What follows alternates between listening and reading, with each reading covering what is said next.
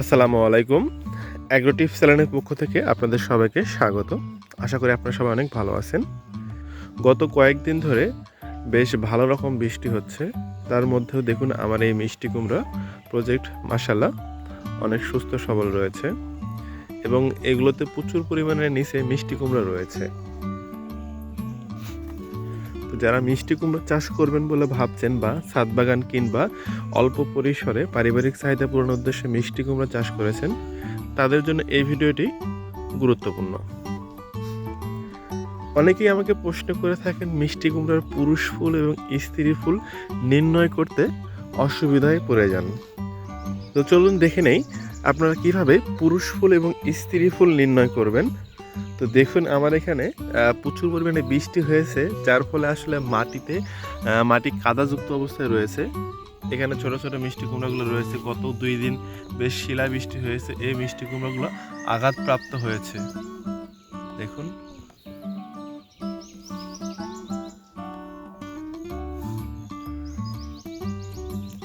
এবার চলুন দেখে নেই আপনারা কিভাবে মিষ্টি কুমড়ার স্ত্রী ফুল নির্ণয় করবেন। দেখুন এই শাখাটি যে রয়েছে, এই শাখাটিতে একটি মিষ্টি কুমড়া রয়েছে এখানে, এবং এই শাখাটির মাথায় আরেকটি ফুল এসেছে। এখানে ছোট্ট একটি মিষ্টি কুমড়া রয়েছে এবং এই ফুলের সঙ্গে নিচে দেখুন মিষ্টি কুমড়ার ন্যায় ছোট একটি মিষ্টি কুমড়া রয়েছে। এটি আসলে স্ত্রী ফুল।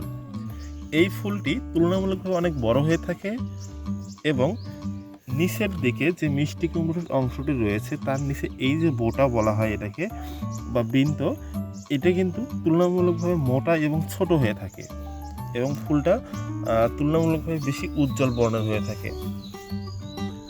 এবার আমি আপনাদের দেখাবো পুরুষ ফুল। দেখুন এখানে একটি ফুল রয়েছে, এই ফুলটি হচ্ছে পুরুষ ফুল। এই পুরুষ ফুলের নিচের যে অংশটি দেখুন, এটি তুলনামূলকভাবে অনেক বড়, চিকন এবং এই ফুলের নিচে কোনো মিষ্টি কুমড়ার ন্যায় অংশ নেই। সবচেয়ে বড় বৈশিষ্ট্য, স্ত্রী ফুলের নিচের দিকে ছোট মিষ্টি কুমড়া থাকবে, পুরুষ ফুলের নিচে কোনো মিষ্টি কুমড়া থাকবে না। এবার এই মিষ্টি কুমড়ার যে ফুলটি রয়েছে এটাকে আমি এভাবে নিয়ে নিলাম। যেহেতু এখন সকালবেলা, পরাগায়নের উত্তম সময়, অর্থাৎ মিষ্টি কুমড়ার ফুল সাধারণত ভোর 4টা থেকে সকাল 8টা পর্যন্ত মিষ্টি কুমড়ার ফুলগুলো খুব ভালোভাবে ফুটে থাকে। এই সময় যদি মিষ্টি কুমড়াগুলো পরাগায়ন করা হয় তাহলে সেই ফলগুলো টেকার সম্ভাবনা শতভাগ, যদি না কোনো প্রাকৃতিক দুর্যোগ কিংবা মাছি পোকার সংক্রমণ ঘটে না থাকে। এবার এই ফুলটি চারপাশ থেকে পাপড়িগুলো ছাড়িয়ে নিতে হবে। দেখুন আমি এই মিষ্টি কুমড়ার যে ফুলটি পুরুষ ফুল ছিল, এই ফুলটি চারপাশ থেকে পাপড়িগুলো ছাড়িয়ে নিয়েছি। ছাড়িয়ে নেওয়ার পর এখন এরকম অবস্থায় রয়েছে। এখন এই ফুলের সঙ্গে যে পুরুষ পরাগরেণুগুলো রয়েছে, এই পরাগরেণুগুলো স্ত্রী ফুলের গর্ভমুণ্ডে পরাগায়ন করতে হবে। তাহলেই স্ত্রী ফুলটি পরাগায়িত হয়ে যাবে এবং সেই ফলটি বড় মিষ্টি কুমড়ায় পরিণত হবে। তো চলুন আমরা একটি স্ত্রী ফুলে পরাগায়ন করে দেখাই আপনাদের।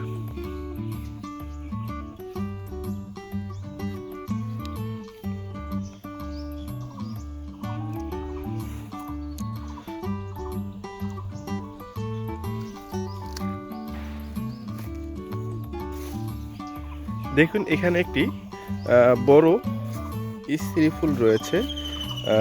আমি এই ফুলটাতে পরাগায়ন করব। দেখুন কীভাবে করতে হয়। এই যে এই পুরুষ ফুলটি স্ত্রী ফুলের মাঝে এইভাবে বেশ কয়েকবার স্পর্শ করালে এই ফুলটি পরাগায়িত হয়ে যাবে এবং এই পরাগায়িত স্ত্রী ফুলটি শতভাগ গ্যারান্টি দিয়ে বলছি এটি বড় মিষ্টি কুমড়ায় পরিণত হবে, যদি কোনো প্রাকৃতিক দুর্যোগ না ঘটে থাকে। দেখুন এটি পরাগায়িত হয়ে গেল। এটি 2-1 দিনের মধ্যেই দেখবেন যে বড় হতে শুরু করবে। দেখুন এখানে আরেকটি স্ত্রী ফুল রয়েছে। এই ফুলটি এখনো ফোটেনি, এটি ছোট অবস্থায় রয়েছে। এটি কিন্তু স্ত্রী ফুল।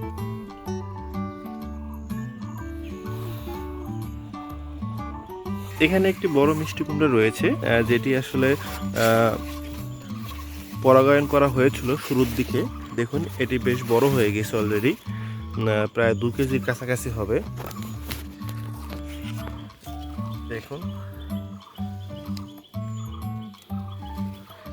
এই মিষ্টি কুমড়োগুলো অনেক ওজন হয়ে থাকে, কারণ এগুলোর ভিতরে ফাঁপা থাকে না। মিষ্টি কুমড়ো অনেক সময় দেখা যায় পচে নষ্ট হয়ে যায় অথবা মাছি পোকার আক্রমণ ঘটে।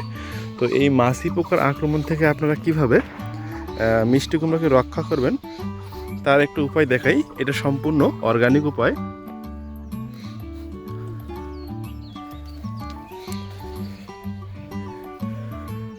এটি দেখতে পাচ্ছেন, এটি একটি হচ্ছে ফেরোমন ট্র্যাপ। এখানে কিছু ভিতরে মাছি পোকার অলরেডি পড়ে রয়েছে, এটা আমি গতকাল দিয়ে রেখেছি, যদিও আমার এই জমিতে খুব একটা নেই। দেখুন এর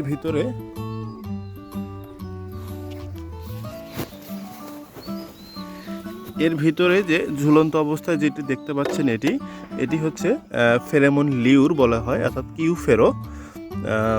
এটি এভাবে ঝুলিয়ে রাখতে হয় এবং কোনো একটি বয়াম বা এরকম ফেরোমন ট্র্যাপ কিনতে পাওয়া যায় বাজারে, এগুলো আপনারা ব্যবহার করতে পারেন। এটি হচ্ছে ইস্পাহানের কিউ ফেরো লিউর। একটি প্যাকেটে 2টি করে লিউর থাকে এবং নিচে এই পাশে এভাবে 2 পাশে 2টি ত্রিভুজ আকৃতি করে জানালা কাটতে হয়। কাটার পরে মাঝে এরকম তাবিজটি বা লিউরটি ঝুলিয়ে দিতে হয়।